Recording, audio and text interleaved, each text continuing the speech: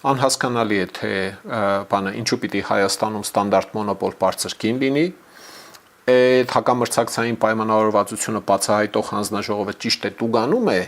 բայց ելի մոնոպոլ բարձր գինը մնում է։ Այսինքն հակամրցակցային քրեական պայմանավորվածության են գալիս բենզին ներկրողները,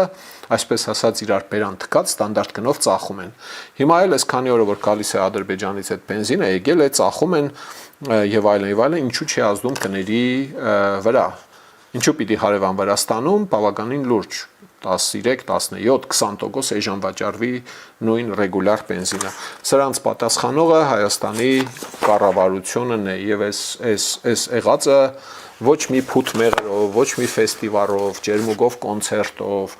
չգիտեմ, ինչեր են կնգանունը, Ջենիֆեր Լոպեսով, բանով բերել համերգներ, տրոնային շոուներ, շատ լավ բաներ են դրանք իհարկե, մարդիկ պիտի նաև զվարճանան, էլի, բայց դրանով խցանել կամ խլացնել այս խնդիրները չի հաջողվի։ Այս խնդիրների մասին մի վագոն հարց կապուտակված եւ այս հարցերի պատասխանատուն գործող իշխանությունն է։ Սիրելի ժողովուրդ, խնդրում եմ լայքել եւ բաժանորդագրվել ալիքը։ Դրանով դուք կնպաստեք, որ հաղորդումներն ավելի շատ մարդ տեսնի։